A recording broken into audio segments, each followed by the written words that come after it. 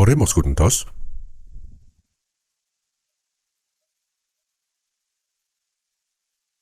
Padre Dios misericordioso que nos amas, te damos gracias por la gran gracia con la que en este tiempo final que tú has determinado, nos has salvado y nos has distinguido como pueblo santo. Gracias porque estás con nosotros y nos ayudas para que en el tiempo que nos queda de vida vivamos sirviéndote, predicando el Evangelio y caminando en obediencia. También te damos gracias porque a través de este retiro de invierno, muchas iglesias de todo el país han podido reunirse para escuchar la palabra, tener comunión, para planificar y dedicar un tiempo valioso para planificar, diseñar y prepararse para un nuevo año. En todas las muchas iglesias que hay en nuestro país y en el mundo, damos gracias y creemos que Dios está con todos los hermanos y hermanas que aún en medio de las dificultades guardan la fe y proclaman el Evangelio, ayudándolos y guiándolos.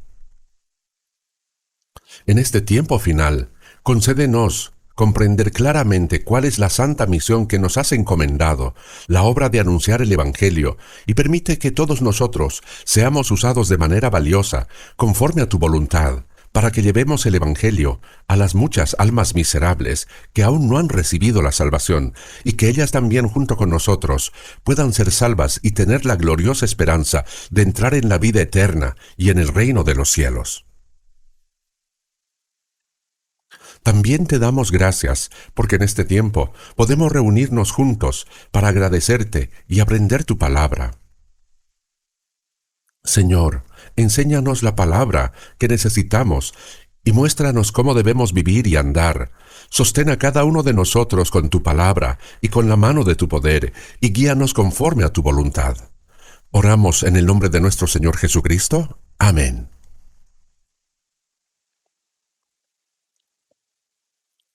Busquemos por un momento en nuestra Biblia el libro de los Salmos, Salmo 107.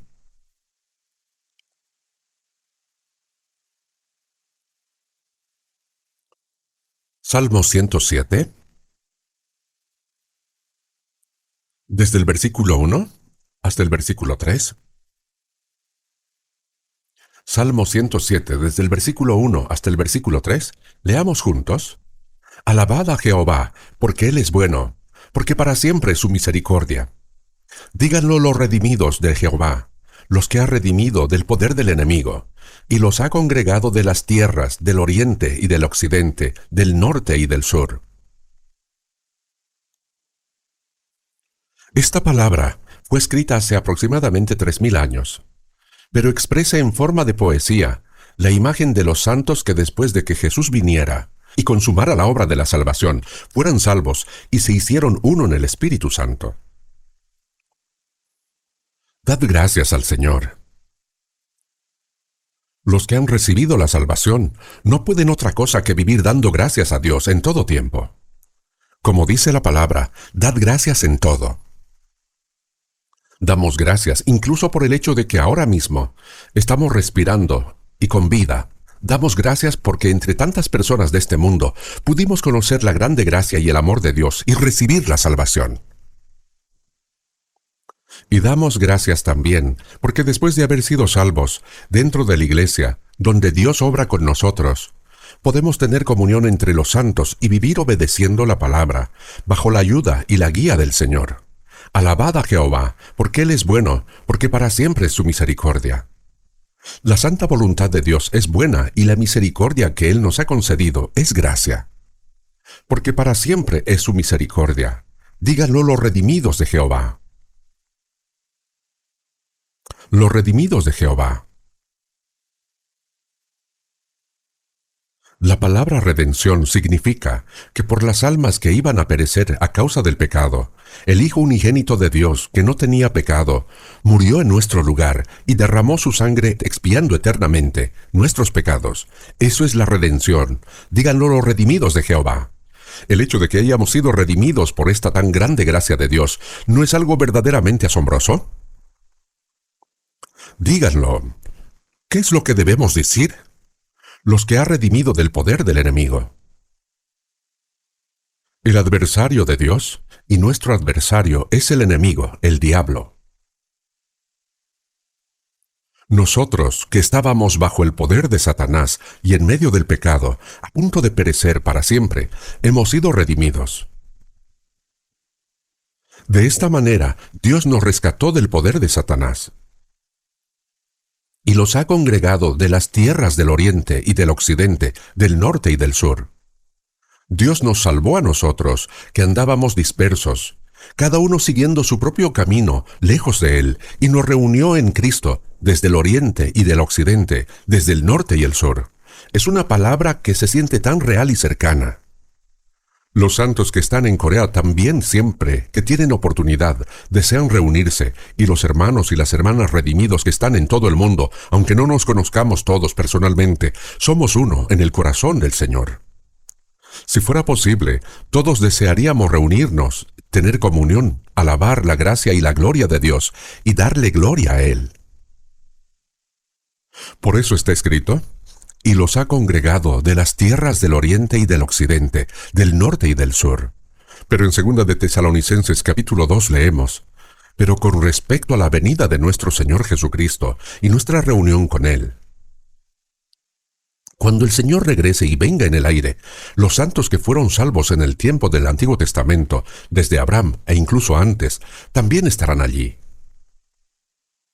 Abel, hijo de Adán, fue salvo por la gracia de Dios, es decir, todos los santos del Antiguo Testamento que recibieron la salvación, así como todos los santos del Nuevo Testamento, y todos los cristianos salvos que ahora viven sobre la tierra, se reunirán delante del Señor.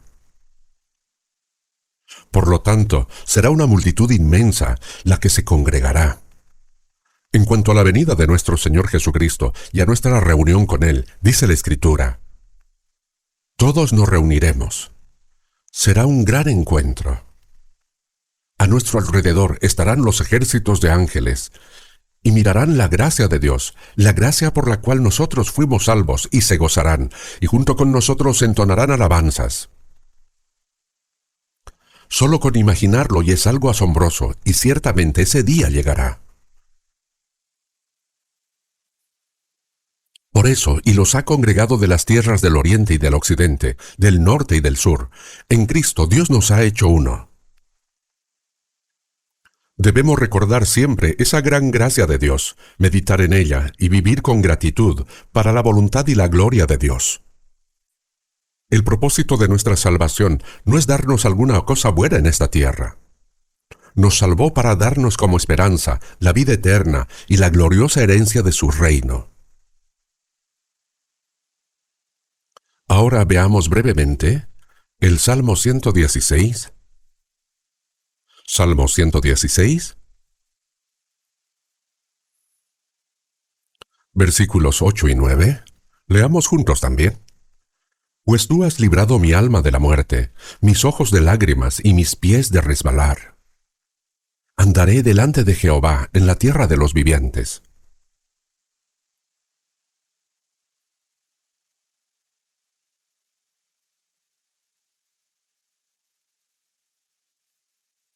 Pues tú has librado mi alma de la muerte, del poder de la muerte eterna, y mis ojos de lágrimas.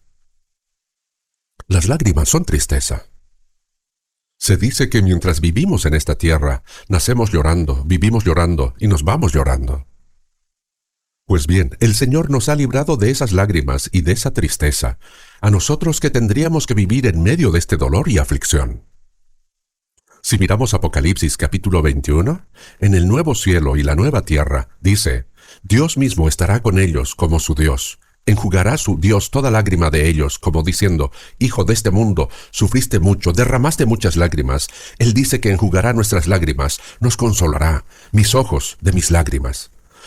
Pero los salvos también derraman muchas lágrimas por otra razón.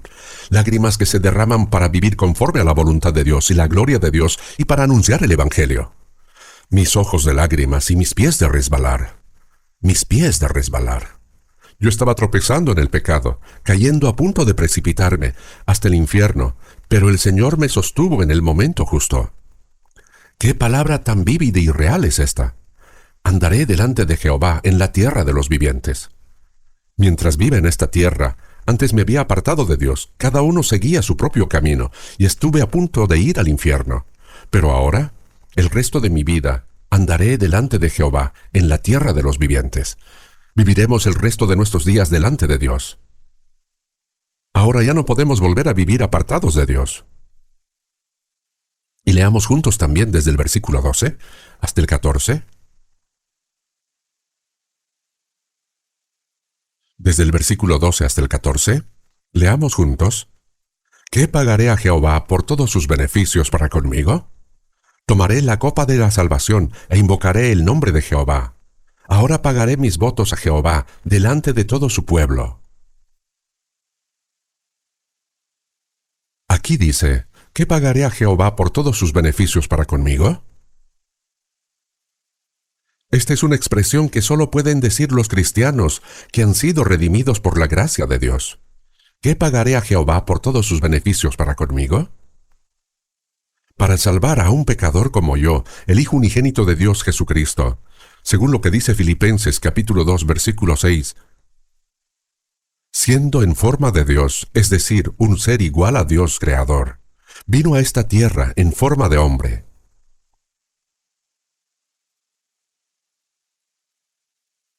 Dios vino a este mundo en apariencia humana para salvarnos. No estimó el ser igual a Dios como cosa a que aferrarse. Dejó a un lado la posición de ser igual a Dios, sino que se despojó a sí mismo, tomando forma del siervo, hecho semejante a los hombres. Y no como un hombre de alta posición, sino tomando el lugar más bajo. Y estando en la condición de hombre, se humilló a sí mismo, haciéndose obediente hasta la muerte. Aquel santo y glorioso, sin pecado alguno, se hizo como un siervo y obedeció hasta la muerte para salvar a los pecadores, y muerte de cruz. Así de grande es la gracia con la que Él nos salvó. El Hijo unigénito de Dios murió en lugar de un pecador como yo. Si una hormiga estuviera en una situación difícil y para salvar a esa sola hormiga, una persona muriera en su lugar, eso sería algo absurdo. No tendría sentido, no se podría entender. Algo así es imposible. Que el Hijo unigénito de Dios haya muerto en lugar de pecadores como nosotros no puede compararse siquiera con que un hombre muera por una hormiga. Eso está más allá de toda imaginación. Y que Dios salve a pecadores como nosotros, destinados a caer hasta lo más profundo del infierno, y nos haya hecho sus hijos, herederos del cielo, capaces de entrar en el reino de los cielos y participar de su gloria. Eso es algo que no podemos imaginar. En 1 de Samuel, vemos que Dios dice, Él levantará del polvo al pobre, y del muladar exalta al menesteroso, para hacerle sentarse con príncipes. Es como sacar algo de un montón de basura sucia, limpiarlo cuidadosamente y colocarlo en el lugar que más aprecia el rey. Algo así resulta incomprensible.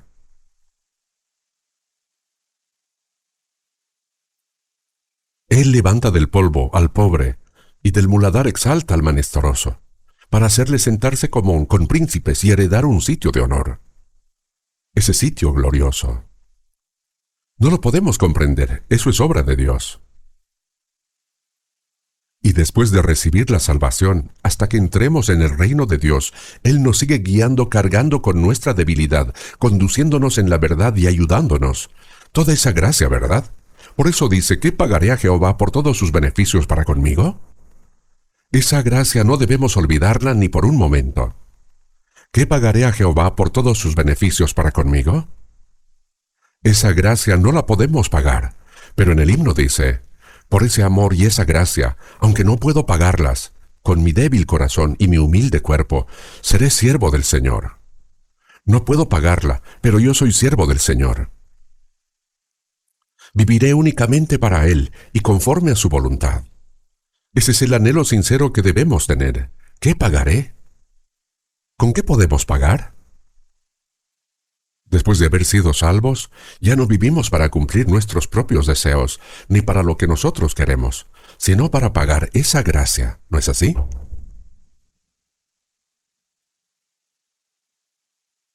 No debemos olvidar esa gracia. Cuando recordamos esa gracia, aún en medio de pruebas y dificultades, podemos vivir agradecidos y con gozo, conforme a la voluntad del Señor. Por eso, ¿qué pagaré? La Biblia nos muestra cómo podemos pagar esa gracia. Después de haber recibido la salvación, para pagar la gracia de Dios, debemos vivir el resto de nuestra vida, conforme a lo que dice 1 de Pedro capítulo 4, para no vivir el tiempo que resta en la carne conforme a las concupiscencias de los hombres, sino conforme a la voluntad de Dios. Así es como respondemos a esta gracia. Existe la expresión ingratitud, ¿verdad? La gracia que hemos recibido de nuestros padres también es grande y preciosa, por eso los honramos y les mostramos piedad familiar. En realidad nuestros padres nos dieron la vida, nos criaron, nos enseñaron y nos ayudaron. Esa gracia nunca podremos pagarla por completo. Pero cuando alguien desobedece a sus padres, se opone a ellos y les causa preocupación y dolor, se dice, ese es un hijo ingrato, totalmente falto de piedad familiar.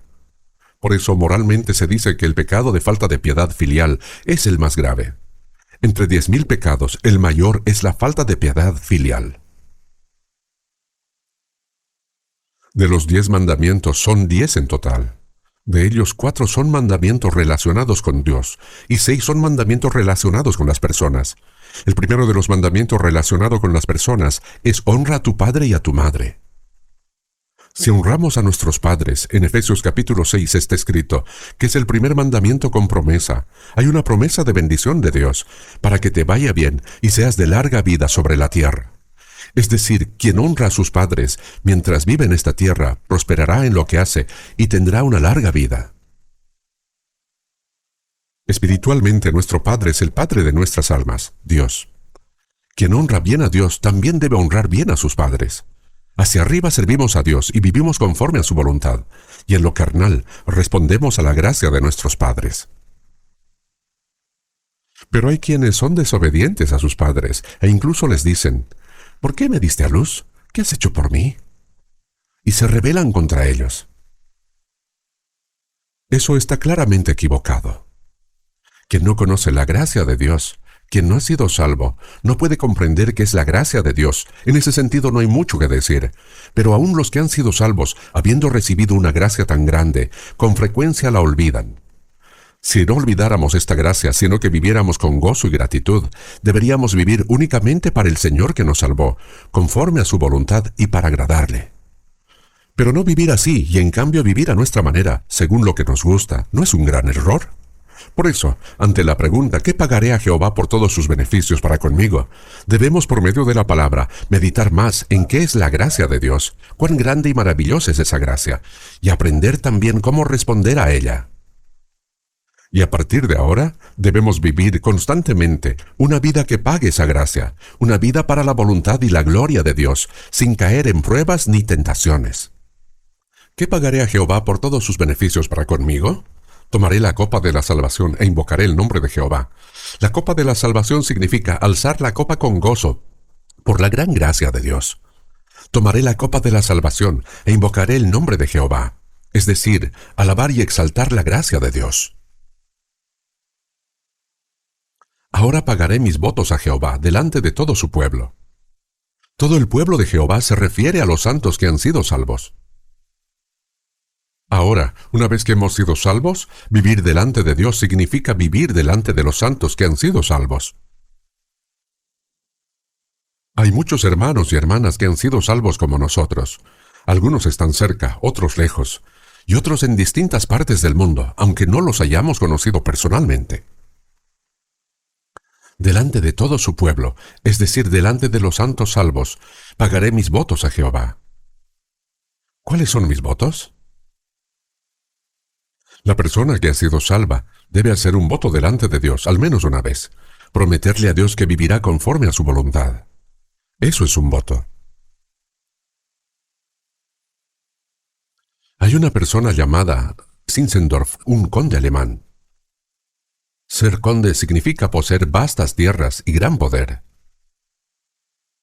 Él era un hombre con mucha autoridad y riquezas. Este conde Zinzendorf fue salvo.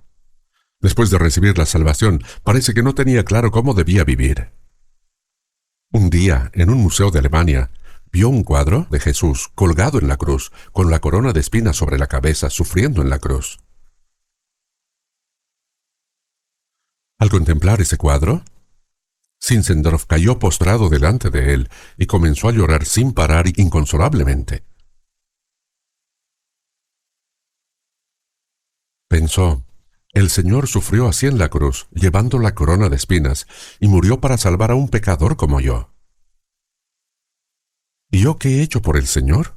Al darse cuenta de que no había hecho nada por él, cayó postrado allí y lloró amargamente, una y otra vez.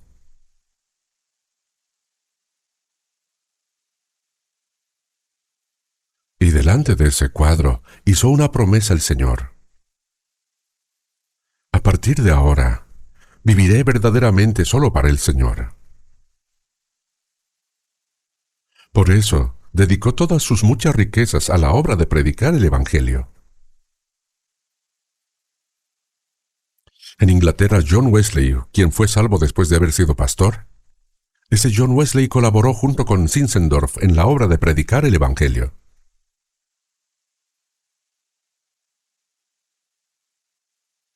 En el siglo XVIII, cuando el Evangelio se extendía por todo el mundo, se dice que tanto John Wesley como Zinzendorf dedicaron todas sus posesiones a la obra del Evangelio y vivieron así. ¿Acaso no es algo totalmente natural? Si uno es pobre, ofrecer todo lo que tiene dentro de su pobreza. Si uno es rico, no vivir disfrutando su riqueza para su propia satisfacción, sino ofrecerlo todo para pagar la gracia de Dios, que salvó a un pecador como yo, y vivir el resto de la vida de esa manera. ¿No es eso lo correcto? ¿Y dónde se hace esto? Delante de todo su pueblo. Se hace delante de la comunidad santa, no yéndose lejos a hacer algo en secreto para que nadie lo sepa, sino delante de la comunidad santa. Pagaré mis votos a Jehová. Eso es un voto. Zinzendorf también prometió, de ahora en adelante, viviré conforme a la voluntad de Dios, para el Evangelio del Señor y para la gloria del Señor. Eso es un voto, una promesa hecha a Dios. ¿Alguna vez después de haber recibido la salvación, han hecho una promesa a Dios de vivir únicamente conforme a su voluntad, para su voluntad y su gloria? Es necesario hacer un voto. Hay que hacer ese voto y vivir conforme a ella.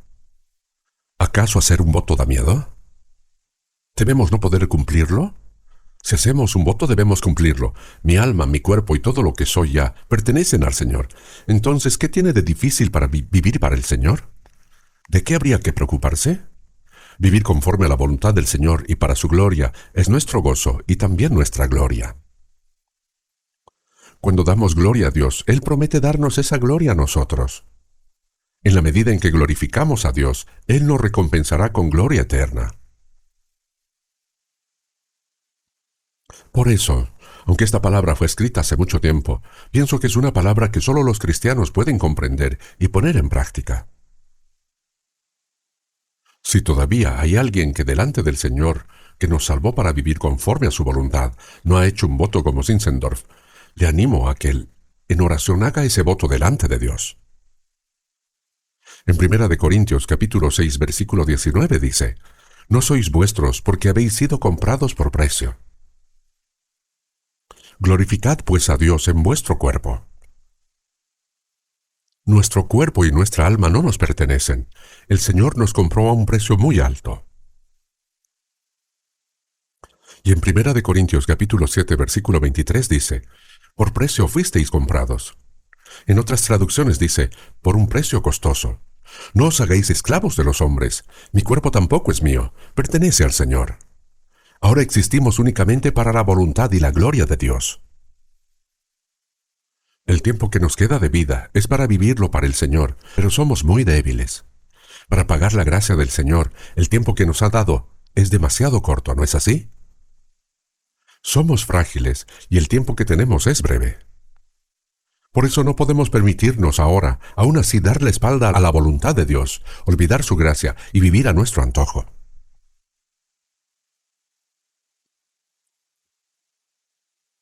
Nosotros, los cristianos, debemos vivir como hijos de Dios que han sido salvos. En la Biblia vemos cómo vivieron los apóstoles y los santos que nos precedieron.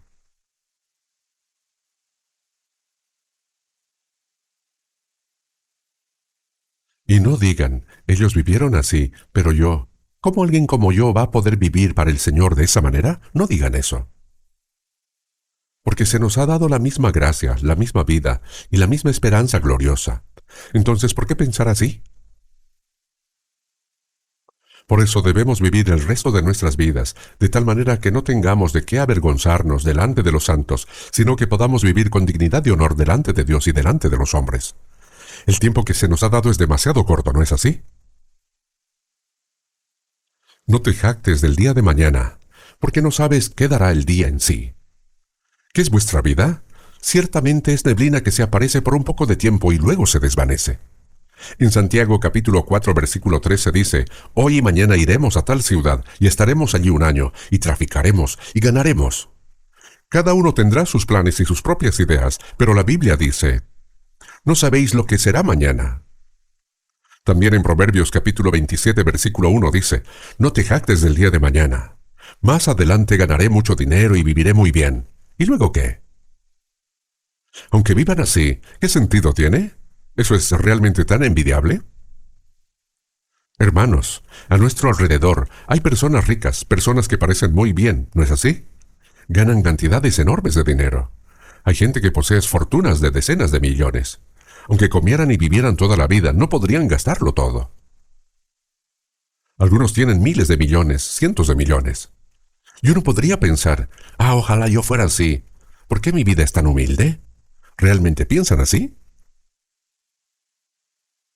Pero cuando vemos la riqueza y la gloria de este mundo, no debemos olvidar la gracia que el Señor nos ha concedido.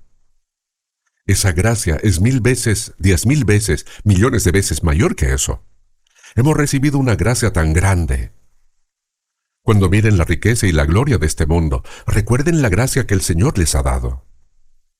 Hemos recibido una gracia que no se puede cambiar por nada de este mundo. Así que ahora, ¿no deberíamos vivir conforme a ello? No vivan con complejo de inferioridad. ¿Cómo se dijo que eran esas personas los ricos de este mundo? ¿Con qué se les comparó? Con cerdos de un banquete, ¿verdad? Y pensándolo bien, es una expresión muy acertada. Al cerdo del banquete lo alimentan bien, lo engordan. Entonces el cerdo piensa, parece que mi dueño me quiere mucho, todos los días me da de comer. Si gruño enseguida me trae más comida. ¿Pero cuál es el propósito? Engordarlo para matarlo el día del banquete. Hermanos, si lo piensan así, tiene todo el sentido. En Job capítulo 21 está escrito, ¿por qué viven los impíos y se envejecen y aún crecen en riquezas? Sus casas están a salvo de temor, ni tienen azote de Dios sobre ellos. Es decir, aumentan sus bienes, sus hijos son como rebaños, prosperan en todo. Y dice, pasan sus días en prosperidad, y en paz descienden al Seol. Cuando uno lee Job capítulo 21, realmente se siente muy real. También en los Salmos aparece lo mismo, al ver que los impíos prosperan, mientras uno intenta vivir conforme a la voluntad del Señor, y aún así enfrenta sufrimientos y dificultades. Por eso al ver esto, el salmista dice, en cuanto a mí, casi se deslizaron mis pies, por poco resbalaron mis pasos. Dijo, yo quiero vivir conforme a la voluntad de Dios, y tengo dificultades. ¿Pero por qué los impíos prosperan así? Es que a los impíos Dios los deja tranquilos hasta el día en que van al infierno. No interviene con ellos. Así como uno no se mete con los hijos de otros. Del mismo modo a los que no han sido salvos, Dios los deja. Pero a los hijos de Dios que han recibido la salvación, Él no los deja vivir como quiera. A través de pruebas y aflicciones, nos entrena, nos forma y nos educa, ¿no es así? Ahora bien, en todo caso, nosotros los cristianos que hemos sido salvos, el título que quiero compartir hoy es La misión más grande del cristiano. Sinceramente me preocupa si podré hablar de este tema de una manera que esté a la altura del título. La misión más grande del cristiano. Los cristianos tenemos la misma vida que hemos recibido, la misma esperanza y el mismo propósito de vida. Hemos recibido la misma gracia, la misma vida y la misma esperanza. Y ahora también tenemos el mismo propósito para vivir, ¿no es así? Por eso leamos brevemente juntos 2 Corintios capítulo 5, versículo 15. 2 capítulo 5, versículo 15.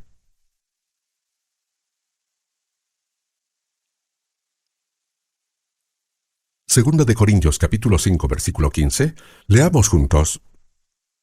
Y por todos murió, para que los que viven ya no vivan para sí, sino para aquel que murió y resucitó por ellos.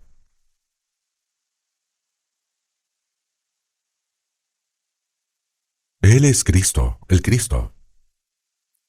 El Señor murió en lugar de todos los hombres. En realidad murió sustituyendo a todos, pero ahora el que ha sido salvo comprende esa gracia y reconoce, el Señor murió en lugar de un pecador como yo. La maldición y el juicio que yo debería recibir, el Señor los cargó todos en la cruz. Por eso dice, y por todos murió, para que los que viven. ¿Quiénes son los que viven? Son las personas que han comprendido la gracia de Dios y han sido salvas. A los que no han sido salvos la Biblia los llama muertos. Hay vivos y hay muertos. Y Él os dio vida a vosotros cuando estabais muertos en vuestros delitos y pecados. El hombre estaba muerto por sus delitos y pecados, pero cuando está salvo, ese espíritu que estaba muerto es vivificado. Así que para los que viven ya no vivan para sí, sino para aquel que murió y resucitó por ellos. ¿Para qué murió el Señor en nuestro lugar y nos salvó? El propósito de nuestra salvación es que ahora que vivimos, los que hemos sido salvos, ya no vivamos más para nosotros mismos, sino que vivamos para aquel que murió por nosotros y resucitó. Ese es el propósito por el cual Él nos salvó. La Biblia dice que nos salvó para que nosotros los que hemos sido salvos ya no vivamos más para nosotros mismos, sino para el Señor que murió y resucitó en nuestro lugar.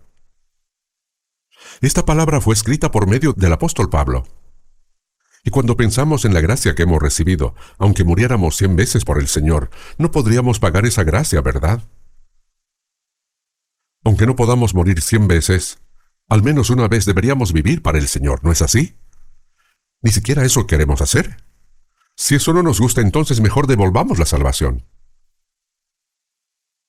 Si tanto se envidia vivir a gusto, como el mundo, y luego ir al infierno, viviré para el Señor, moriré para el Señor, viva o muera que soy del Señor. Ese himno lo cantamos bien, ¿verdad?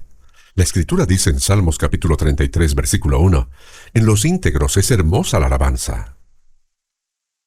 Podemos cantar himnos muy buenos, pero si el corazón no es así, entonces estamos mintiendo. En los íntegros es la hermosa la alabanza.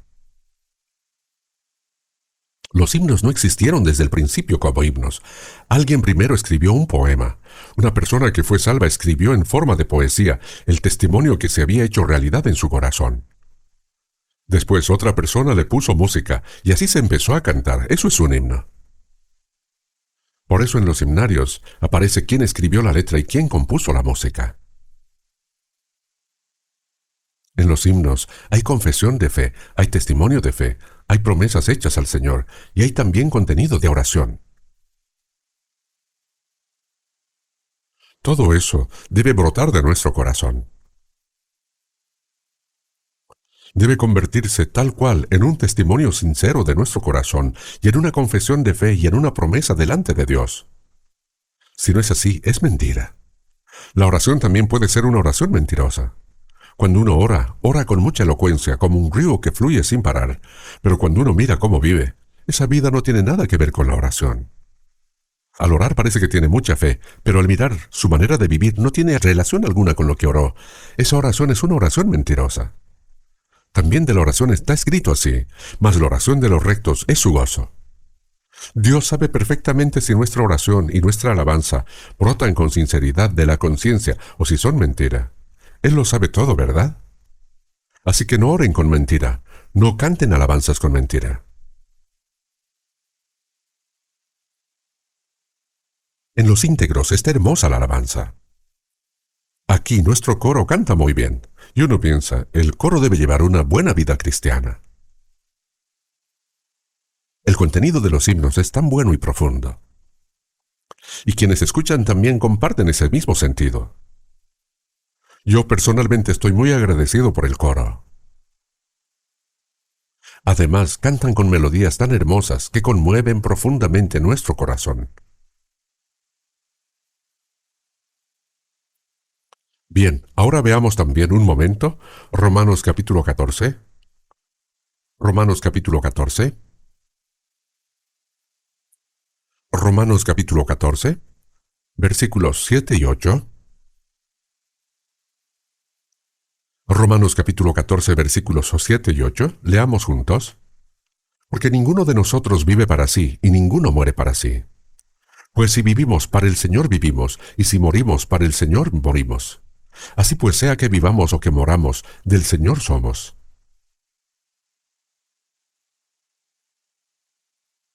Este versículo se conecta con la palabra de 2 de Corintios capítulo 5 versículo 15. También fue escrito por el apóstol Pablo. Tanto aquel versículo como este versículo fueron registrados por el mismo apóstol. Pues si vivimos, para el Señor vivimos, y si morimos, para el Señor morimos. Cuando dice vivimos, se refiere a nosotros, los que hemos sido salvos. Nosotros, los tantos que estamos aquí, lo estamos en todo el país, y los muchos santos salvos que están en todo el mundo, compartimos un mismo corazón. ¿Qué pagaré a Jehová por todos sus beneficios para conmigo?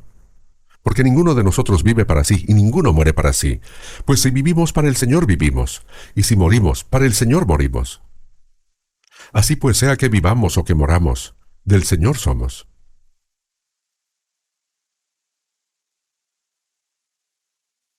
Antes existían los siervos, ¿verdad? Pero no se trataba simplemente de un peón que trabajaba en la casa de un gran rico. En aquellos tiempos, cuando existía el sistema de esclavitud, a las personas se las compraba con dinero. Si alguien compraba un buen buey con dinero, podía hacerlo trabajar o incluso matarlo. Todo dependía del dueño, ¿no es así? Por eso al siervo en griego se lo llama dolos, es decir, esclavo. El apóstol Pablo, al escribir el Nuevo Testamento, tanto en Romanos como en Filipenses, dice en Romanos capítulo 1, versículo 1, Pablo, siervo de Jesucristo. Él consideraba un gran honor llamarse a sí mismo siervo de Jesucristo. El siervo es una persona que ha sido comprada a un precio muy alto. Ha sido comprada. Por lo tanto, existe únicamente para su Señor.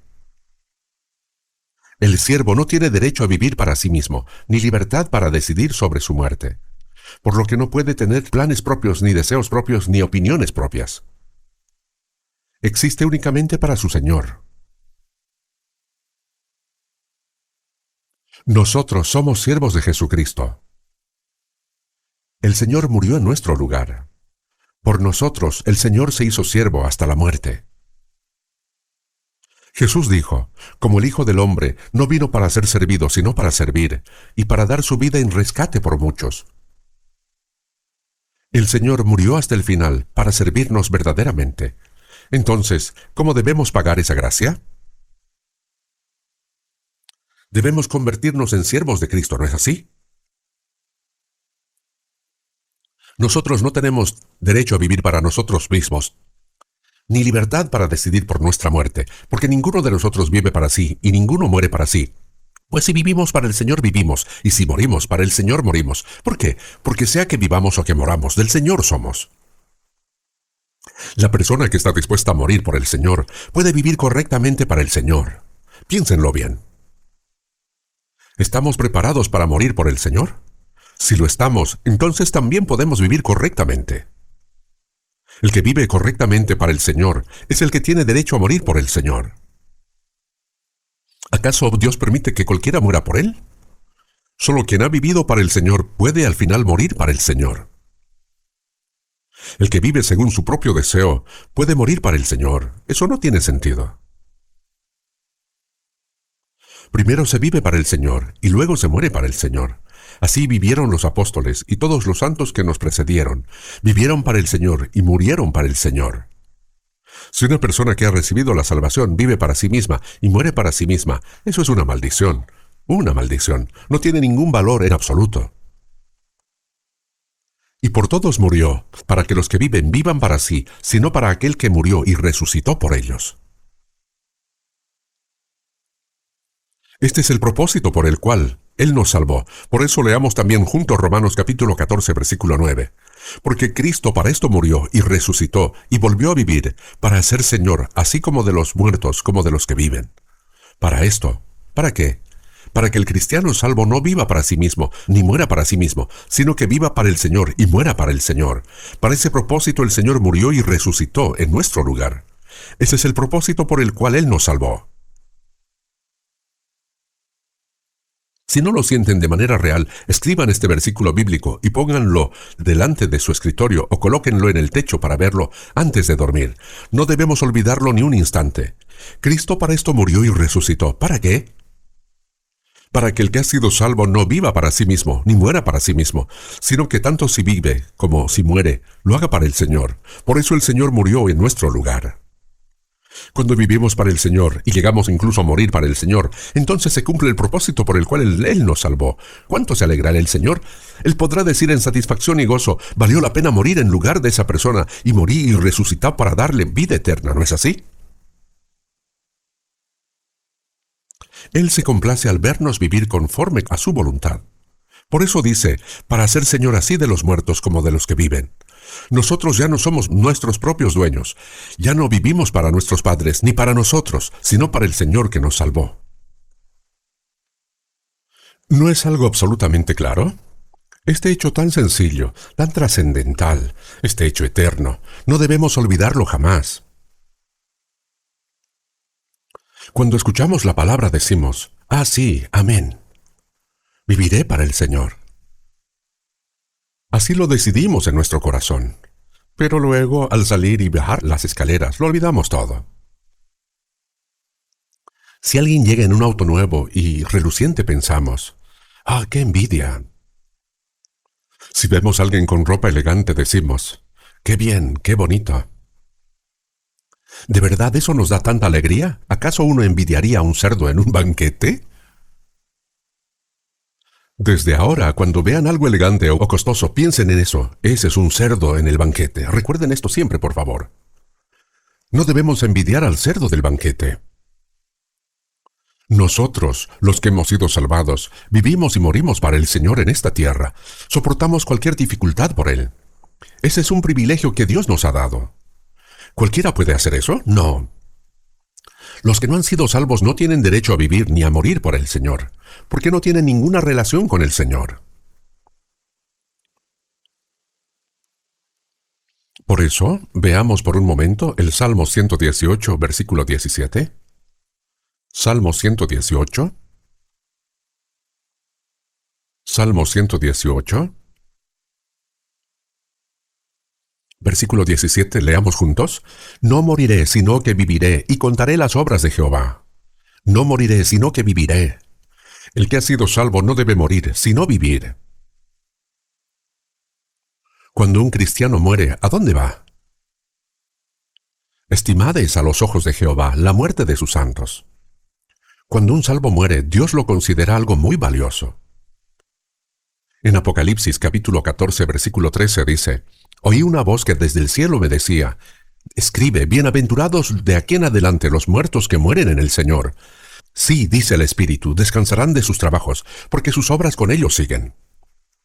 Quienes han sido salvos y viven para el Señor y luego mueren en el Señor, descansarán de sus trabajos, porque sus obras con ellos siguen. Quien vivió conforme a la voluntad del Señor para pagar su gracia, al morir, termina su trabajo en la tierra y entra inmediatamente en gloria. Estimada es a los ojos de Jehová la muerte de sus santos. Cuando Dios ve a un salvo morir después de llevar una vida cristiana, lo considera valioso. ¿Tienen miedo de morir? No debemos vivir y morir de cualquier manera. Si vivimos conforme a la voluntad del Señor y morimos por Él, ¿cuán maravilloso es eso? El apóstol Pablo estuvo desnudo, hambriento, sin dormir, sin comer, pasó frío y tembló, fue azotado innumerables veces, encarcelado muchas veces, y estuvo al borde de la muerte. ¿Cuánto sufrió? Pero en 2 de Timoteo capítulo 4 dice, he peleado la buena batalla, he acabado la carrera, he guardado la fe. Por lo demás me está guardada la corona de justicia, la cual me dará el Señor, pues justo en aquel día. ¡Qué himno de victoria más impresionante! Cuando Jesús murió en la cruz dijo, consumado es. Es algo maravilloso. Él vino a este mundo, murió en la cruz, pagó por el pecado del hombre y lo completó toda la obra de la salvación de las almas. Consumado es. Luego entró en su gloria. El apóstol Pablo también al morir cantó su victoria diciendo: He acabado la carrera, he guardado la fe. Por lo demás me está guardada la corona de justicia, la cual me dará el Señor, juez justo, en aquel día. La salvación nos la dio el Señor al morir en la cruz y derramar su sangre, pero después de haber sido salvos vivimos para el Señor, que es el juez justo. El Señor que nos salvó es al mismo tiempo nuestro juez justo.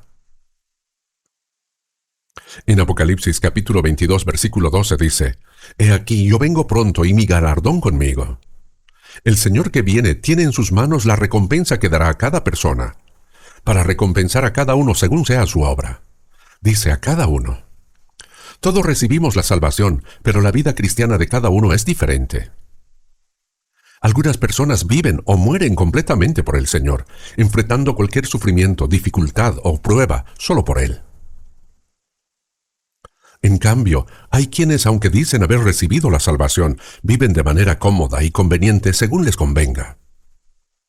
Aunque uno reciba la verdadera salvación y tenga comodidad en la carne, ¿acaso eso es bendición? Vamos a ver cuál es la verdadera bendición. No, eso no lo es. Cuando el Señor venga, para recompensar a cada uno según sea su obra. En 1 Corintios capítulo 4 dice: Entonces cada uno recibirá su alabanza de Dios. ¿Solo habrá alabanzas? No, también habrá reprensiones. Habrá tanto la alabanza, buen siervo fiel, como la reprensión, siervo malo y negligente.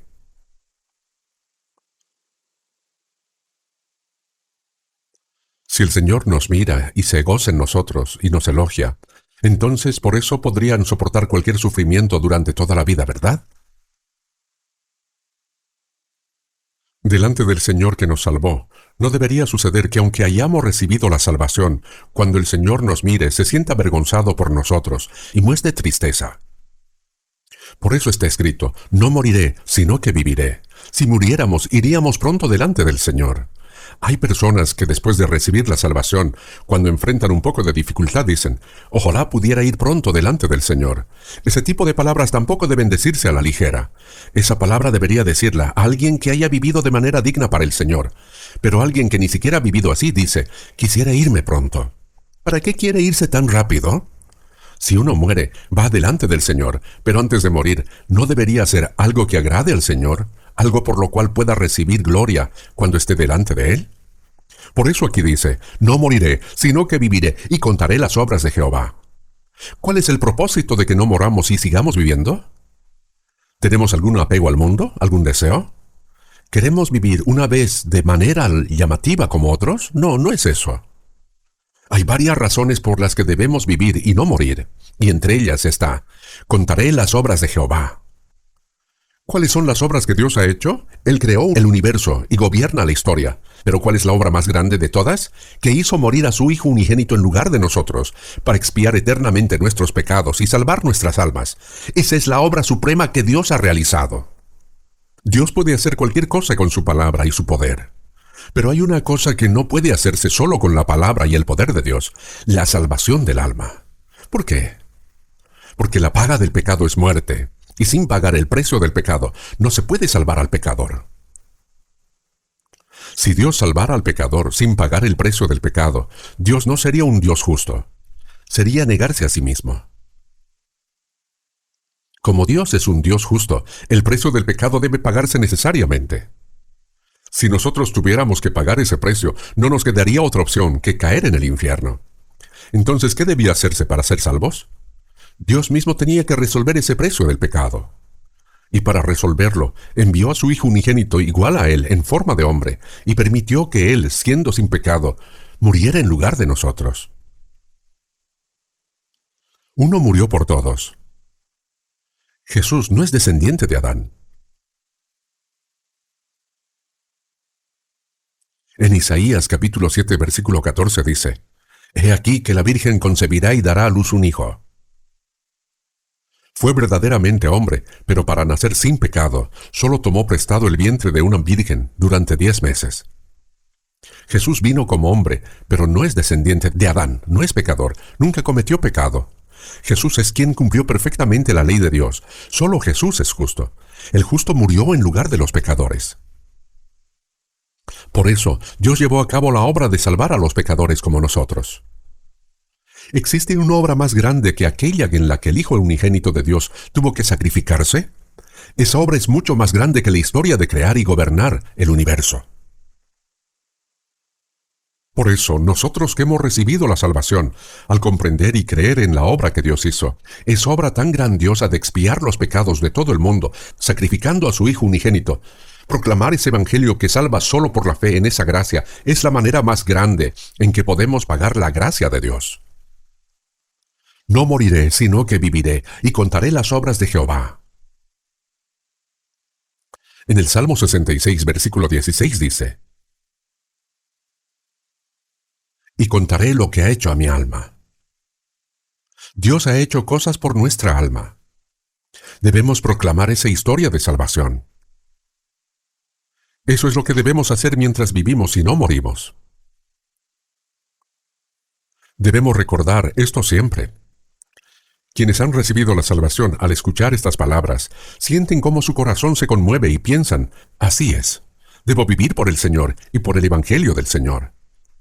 Pero eso no significa que todos se conviertan en predicadores, misioneros o pastores. Sin embargo, la esperanza de la vida eterna y de ir al cielo es la misma, y el propósito de vivir también es el mismo, solo cambia la forma de hacerlo. Por eso, algunos se esfuerzan en los negocios, en el trabajo, ganando dinero, y usan solo una pequeña parte para sí mismos, dedicando la mayor parte a la predicación del Evangelio.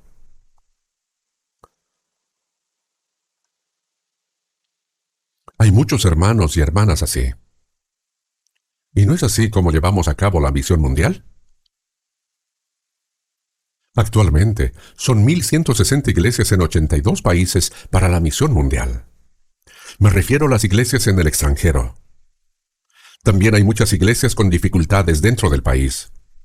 La misión mundial se realiza mayormente en países pobres. ¿Saben cuánto cuesta enviar una sola familia de misioneros? Si uno solo piensa en el dinero, no podría enviar misioneros. Se debe preparar la casa donde vivirán, también el edificio de la iglesia, el centro de retiro, comprarles un automóvil, cubrir la educación de los hijos y su manutención.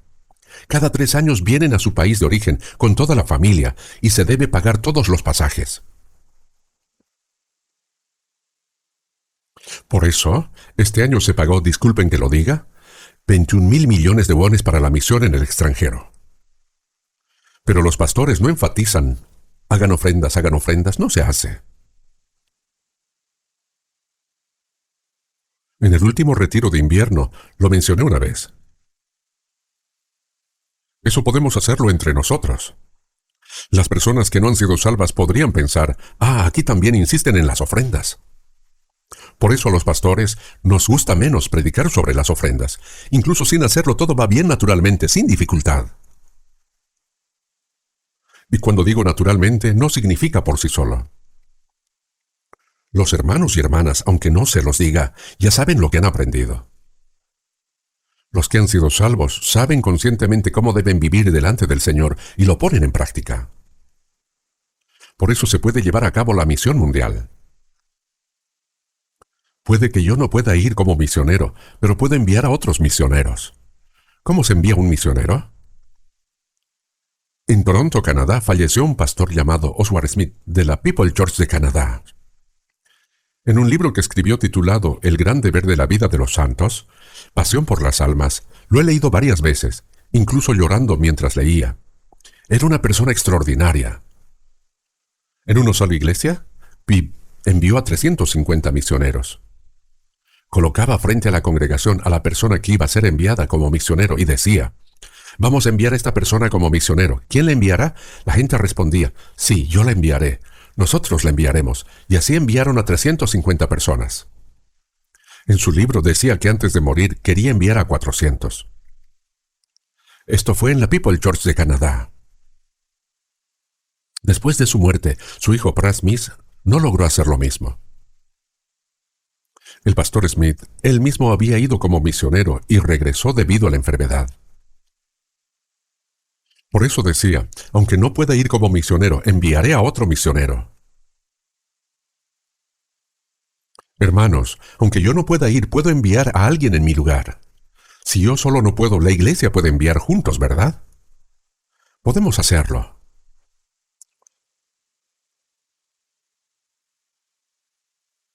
Si envío como presupuesto misionero lo que he obtenido con esfuerzo y trabajo, mientras se utilice ese dinero, los pecadores que iban a ir al infierno pueden ser salvados.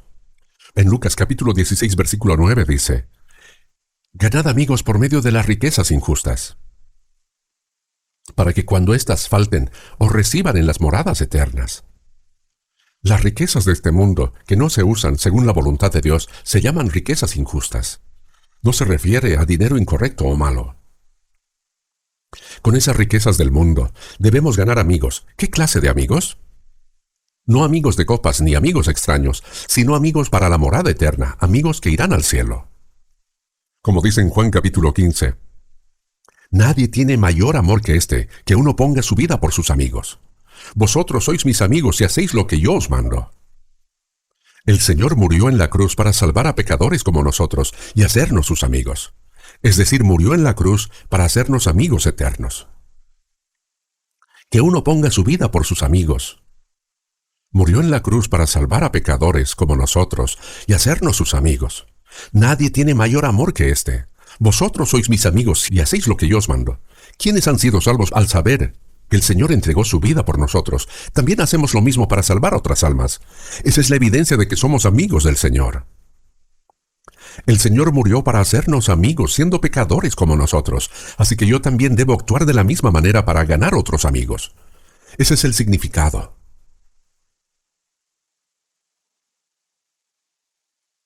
Por eso vivimos en esta tierra, para pagar la gracia de Dios. Y entre todas las formas de corresponder, la más grande es dar testimonio de la gracia del Señor y salvar a las muchas almas que están destinadas a perecer.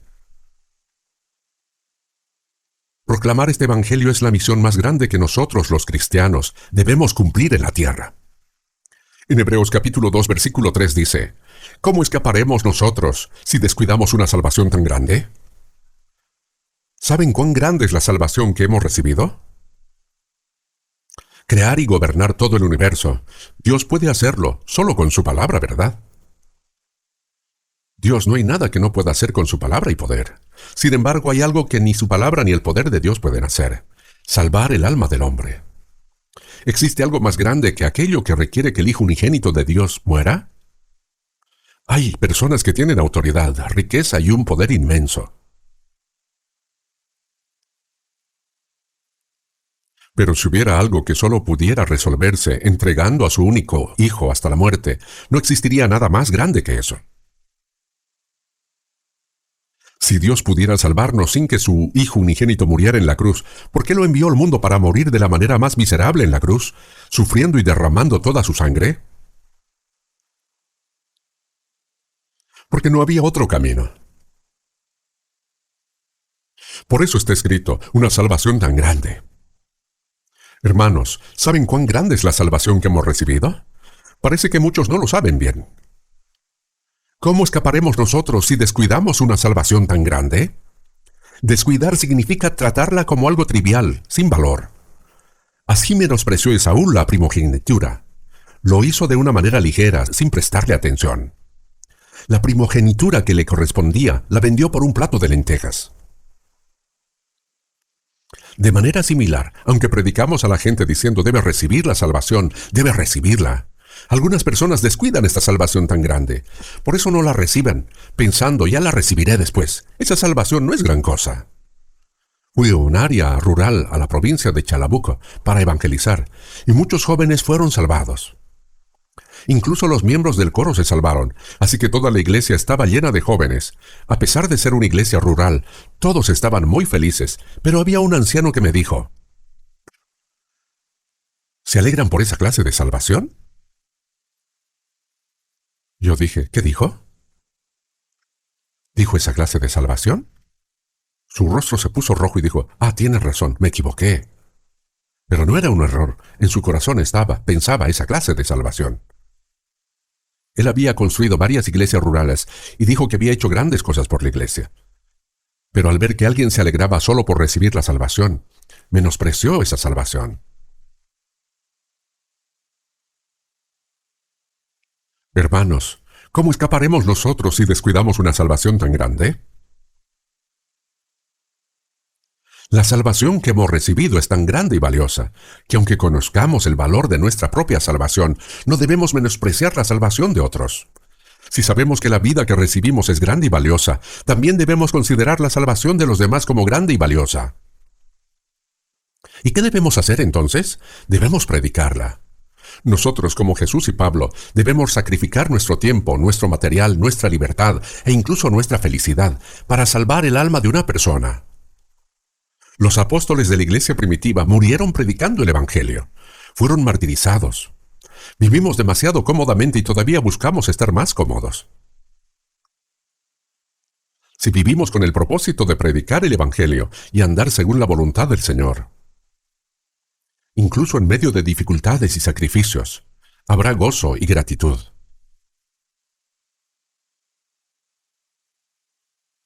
Por eso, proclamar el Evangelio y salvar el alma de una persona es un mandato solemne que el Señor nos ha dado, la misión más grande en la tierra, el propósito de nuestra vida como cristianos y también un privilegio.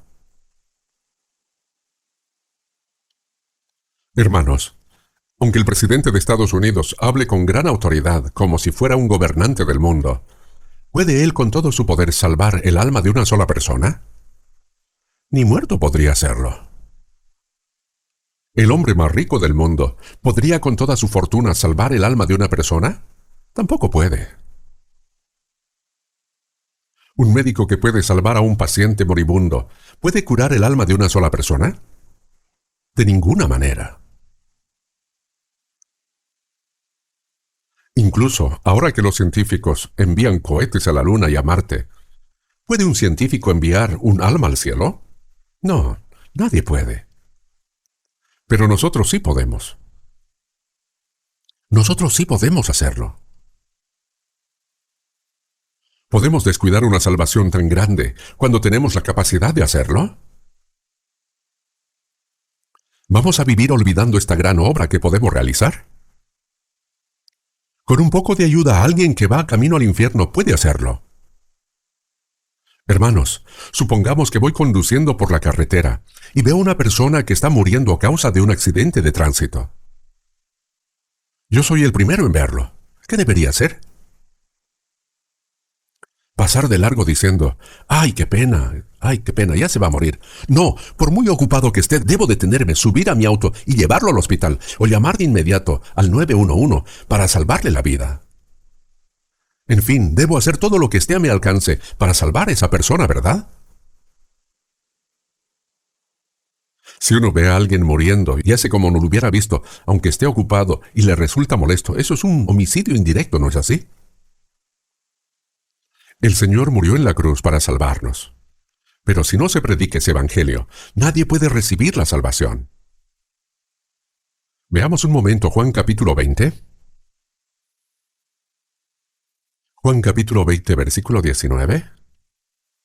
Cuando llegó la noche de aquel mismo día, el primero de la semana, estando las puertas cerradas en el lugar donde los discípulos estaban reunidos, por medio de los judíos, vino Jesús y puesto en medio dijo, «Paz a vosotros».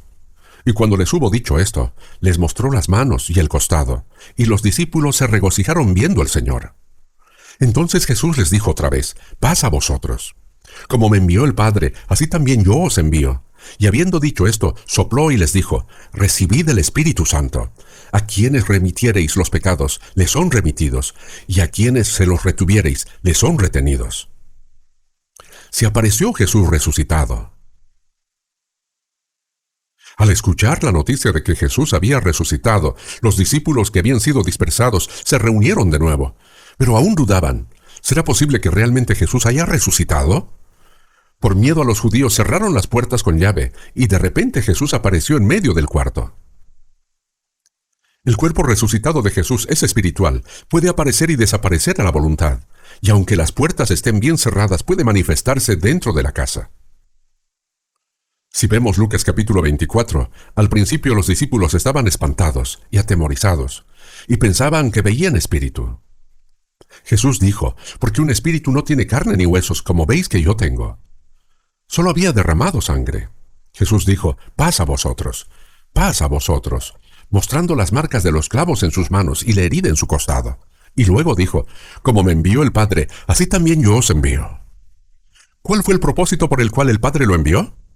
El Hijo unigénito de Dios en pecado fue enviado para morir por los pecadores, derramando su sangre para nuestra salvación, cumpliendo así la obra de la redención. Y después de cumplir todo esto, resucitó. Como me envió el Padre, así también yo os envío. Jesús murió y resucitó para cumplir la obra de la salvación, y al decir yo os envío, nos está diciendo, proclamen ese evangelio. Envió a sus discípulos para que difundan la obra de la salvación que Él completó al morir y al resucitar. Y no solo a los discípulos, sino también a nosotros, nos envió a proclamar la obra de la salvación, ¿verdad? Como dice Romanos capítulo 10, versículo 14, ¿cómo pues invocarán a aquel en el cual no han creído? ¿Y cómo creerán en aquel de quien no han oído? ¿Y cómo oirán sin haber quien les predique? Aunque Jesús murió en la cruz y completó la obra de la salvación, si nadie proclama esa obra, nadie podrá ser salvo. Hermanos, ¿acaso alguien ha recibido la salvación por sí solo, usando solo su inteligencia, sin que nadie le haya predicado? Levanten la mano si existe alguien así. Hay personas que dicen, yo no necesito evangelización, yo solo ya lo he comprendido. No, eso no sucede. Todos hemos sido salvos, porque alguien orando y testificando del Evangelio y de la gracia de Dios que salva, nos llevó a creer. ¿Y cómo creerán en aquel que no han oído? ¿Y cómo oirán sin haber quien les predique? Así que la fe es por el oír, y el oír por la palabra de Dios. Debemos escuchar y comprender la palabra para poder creer. Aunque nosotros hayamos recibido la salvación, si los salvos se quedan callados y no lo proclaman, nadie podrá ser salvo. ¿Qué deben hacer entonces? Jesús dijo, recibid el Espíritu Santo. A quienes remitiereis los pecados, les son remitidos, y a quienes se los retuviereis, les son retenidos. Todo santo tiene el Espíritu Santo. En Pentecostés el Espíritu Santo descendió, y el propósito de la venida del Espíritu Santo es dar testimonio de la gracia del Señor. Como está escrito, el Espíritu de verdad, el cual procede del Padre, Él dará testimonio acerca de mí. El Espíritu Santo habita en los santos salvos, y cuando están llenos del Espíritu Santo proclaman el Evangelio del Señor. La promesa de a quienes remitiereis los pecados les son remitidos significa que al predicar este Evangelio, al dar a conocerlo, lo que el Señor ha hecho, la gente puede ser salva. Si no predicamos, ¿cómo sabrán las personas que el Hijo unigénito de Dios murió por ellos, que sus pecados han sido perdonados? ¿Cómo recibirán la salvación? ¿O qué es la salvación? Nadie podrá ser salvo si no se les predica. La expresión, a quienes remitiereis los pecados, les son remitidos, significa que al testificar de lo que el Señor ha hecho, los pecadores reciben perdón y son salvos. A quienes se los retuviereis, les son retenidos. Significa que si no predicamos y dejamos a la gente así, van al infierno así tal como están. ¿Qué vamos a hacer? Debemos hacerlo. Hermanos, ¿hay algo más grande que un ser humano pueda hacer que predicar el Evangelio y salvar el alma de una persona? No hay. ¿Y cómo predicarán si no fueren enviados? Si hemos sido enviados, ¿cómo vamos a quedarnos callados? Jesús fue enviado para cumplir la obra de la salvación muriendo en la cruz, y Él cumplió ese propósito. En Juan capítulo 17, la noche antes de morir, Jesús oró diciendo, «Yo te he glorificado en la tierra, he acabado la obra que me diste que hiciese». Ya había decidido morir en la cruz y resucitar. Entonces, ¿qué somos los salvos? Somos aquellos enviados a dar a conocer esa verdad. Si hemos sido enviados, ¿cómo vamos a quedarnos callados? Debemos predicar.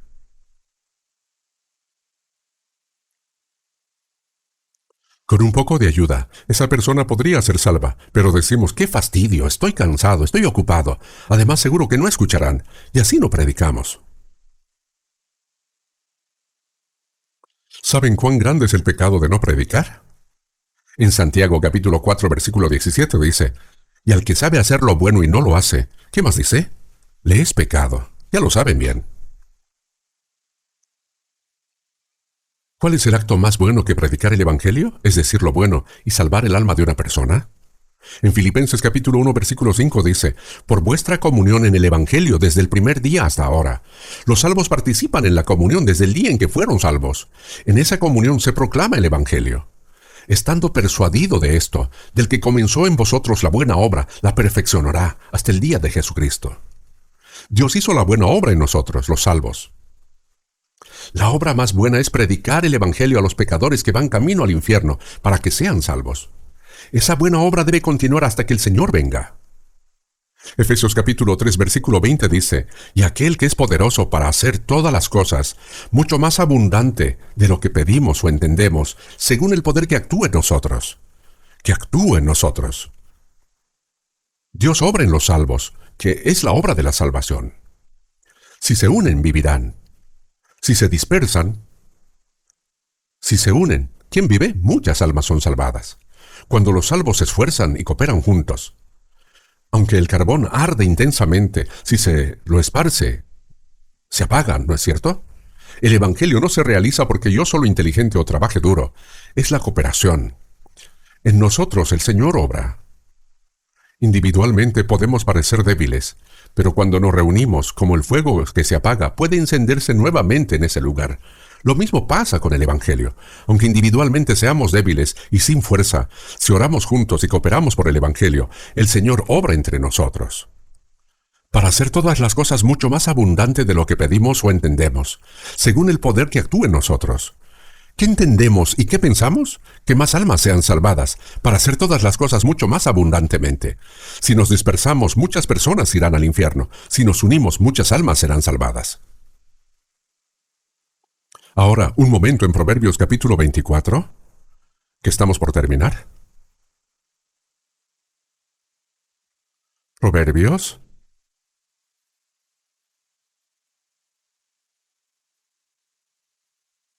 capítulo 24.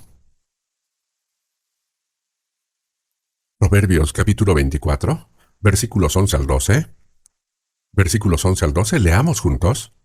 Libra a los que son llevados a la muerte, salva a los que están en peligro de muerte. Porque si dijereis, ciertamente no lo supimos, ¿acaso no lo entenderá el que pesa los corazones? El que mira por tu alma, él lo conocerá, y dará al hombre según sus obras.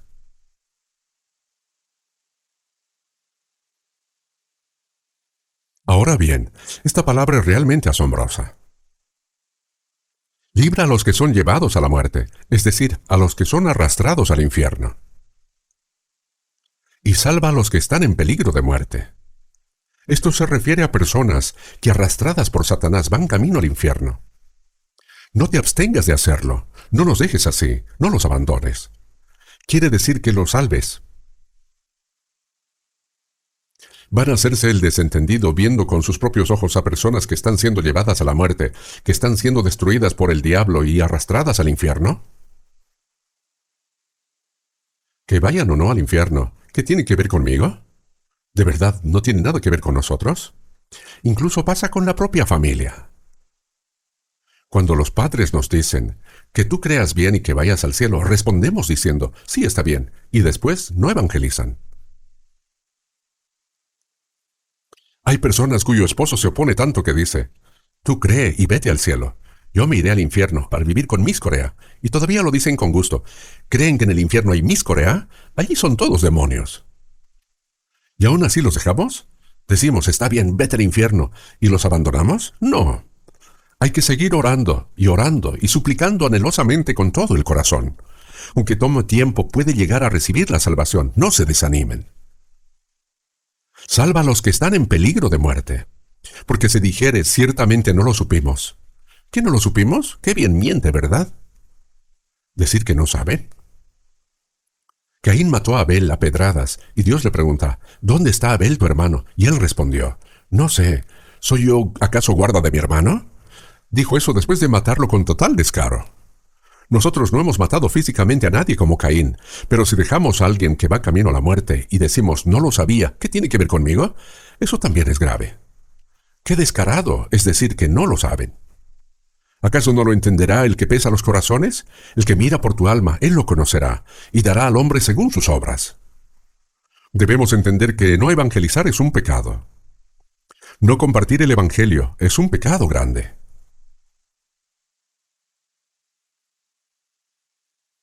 En 1 Corintios 9, versículo 16, el apóstol Pablo dijo: Pues si anuncio el Evangelio, no tengo por qué gloriarme, porque me es impuesta necesidad, y ay de mí si no anunciar el Evangelio. No dijo que simplemente sería un problema si no evangelizaba, sino que habría un ay. Dios nos ha dado la gracia de poder proclamar el Evangelio, y también nos ha dado su palabra, pero no la compartimos.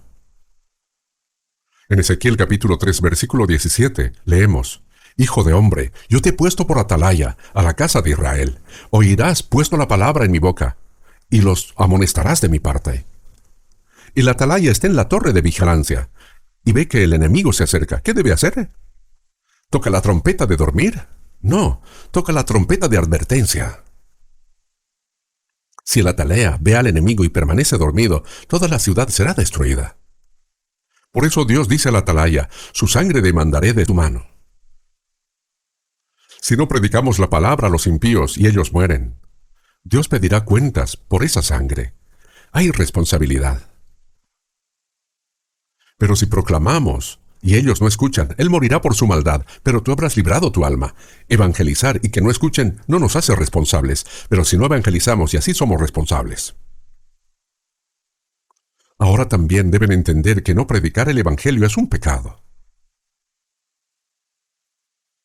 Vivimos en los últimos tiempos y en estos últimos tiempos, Dios nos ha confiado la misión más grande de proclamar el último Evangelio.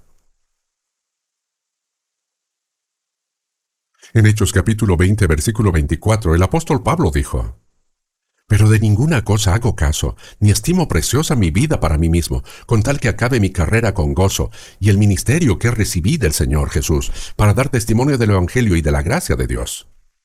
Dijo que hasta cumplir plenamente la obra de anunciar el Evangelio de la gracia, no consideraba su vida como algo de valor. Por la obra de predicar el Evangelio estaría dispuesto a morir incluso 100 veces. ¿Y nosotros? Nosotros también hemos sido salvados por la misma gracia. Entonces, ¿por qué permanecemos indiferentes? Que vaya o no al infierno, ¿qué responsabilidad tengo yo? ¿Cómo voy a hacer eso? ¿Por qué no podemos hacerlo? Entonces, cuando oramos juntos, cooperamos, nos reunimos para orar y aprender la palabra, ¿para qué lo hacemos? ¿No es para predicar el Evangelio? Oramos y cooperamos para esa obra, para traer a las almas perdidas delante del Señor y hacer que escuchen la palabra. Trabajamos con esfuerzo, usamos solo un poco de ese dinero para nosotros y lo ofrecemos como ofrenda misionera para salvar a las almas que van al camino al infierno. Por más que lo miro, no parece haber hoy una organización que haga misiones mundiales como la nuestra. Dios nos ha confiado la misión mundial. Y a cambio la responsabilidad que tenemos es enorme. ¿Acaso eso se hace solo? La mayoría son países pobres. Ahora se están construyendo centros de retiro en otros lugares, también en África y en Chile. Se están edificando centros de retiro por todas partes, y en España incluso hemos comprado un excelente centro de retiro. Tengo muchas ganas de ir, ya me están diciendo que vaya, y probablemente el próximo año, en primavera, tendré que ir. Todo esto lo estamos enviando y sosteniendo nosotros. Con todo respeto, ni Estados Unidos puede hacer la misión mundial de esta manera. Japón tampoco puede, Europa tampoco. Eso se está haciendo desde Corea. ¿No es algo asombroso? La Iglesia de Corea. Debemos hacer esta obra con todas nuestras fuerzas, hasta el último momento. No nos cansemos, pues, de hacer bien, porque a su tiempo segaremos, si no desmayamos. Cuando hacemos la buena obra de Dios, no debemos cansarnos. Ya no puedo más. ¿Por qué? Si estamos vivos, ¿por qué no podríamos? Basta con hacerlo hasta morir. También debemos orar para que se levanten muchos obreros del Evangelio, fieles y prudentes. En Mateo capítulo 9 leemos: A la verdad la mies es mucha, mas los obreros son pocos. Rogad pues al Señor de la mies. El Señor de la mies es Dios, que envía obreros a la mies. Señor, envía muchos segadores fieles y leales, muchos obreros de tu Evangelio. Ayer, ¿acaso no establecimos a 15 de nuestros predicadores como pastores? Dios nos ha dado muchos obreros fieles y leales. Nosotros debemos orar por los obreros que Dios ha levantado y ayudarlos para que puedan predicar el Evangelio.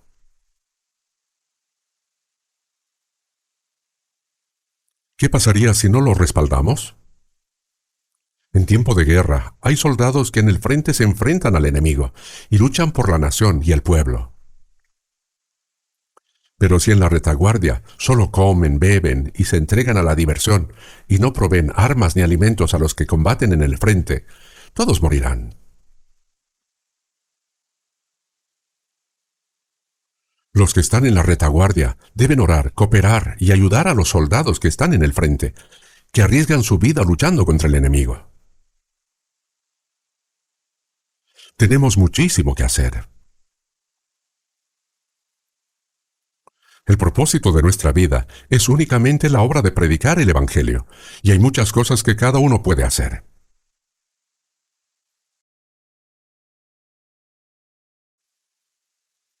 El apóstol Pablo en Efesios capítulo 6 y en Colosenses capítulo 4 pide que oren por él.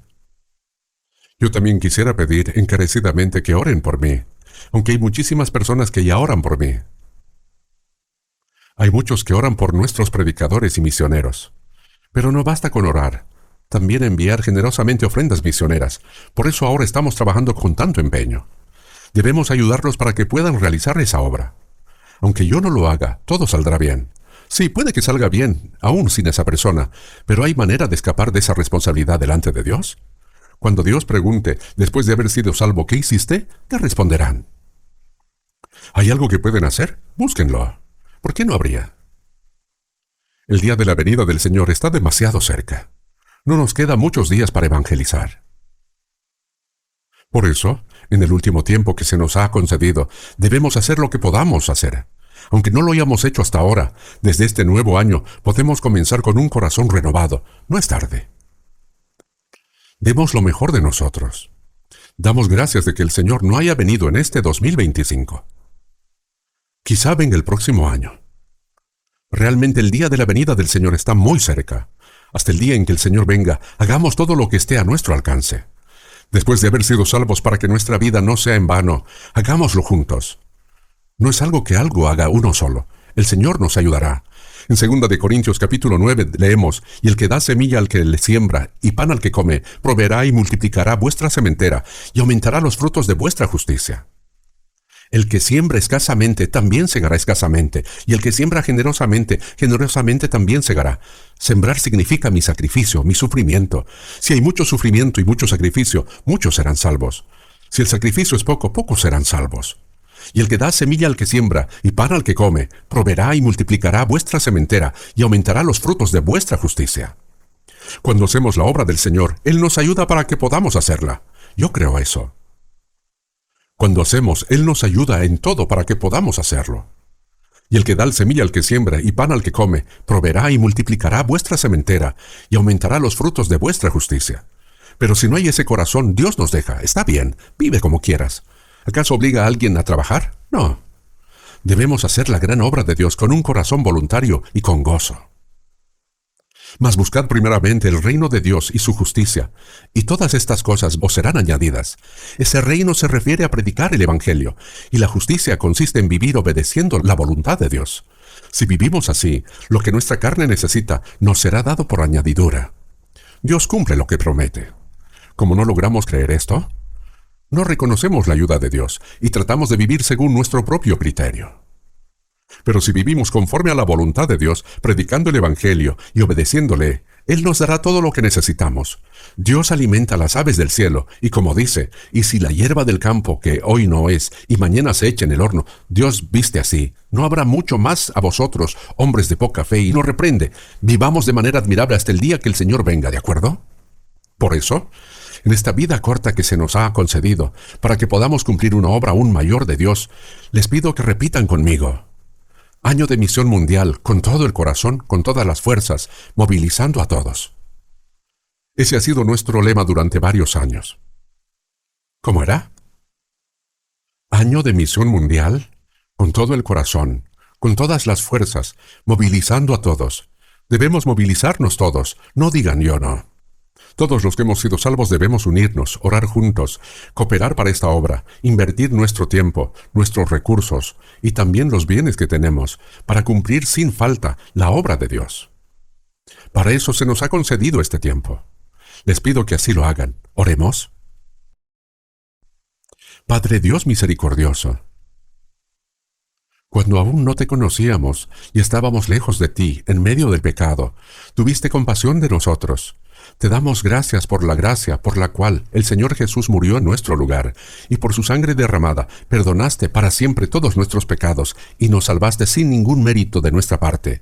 Nosotros que hemos sido redimidos por la preciosa sangre del Señor, te pedimos que en el tiempo que nos queda de vida, vivamos únicamente para tu voluntad y tu gloria, predicando el Evangelio del Señor y guiando a muchas almas perdidas delante de ti para que reciban la salvación. Permite, Señor, que tú estés con nosotros y obres para que se cumpla esta gran obra tuya.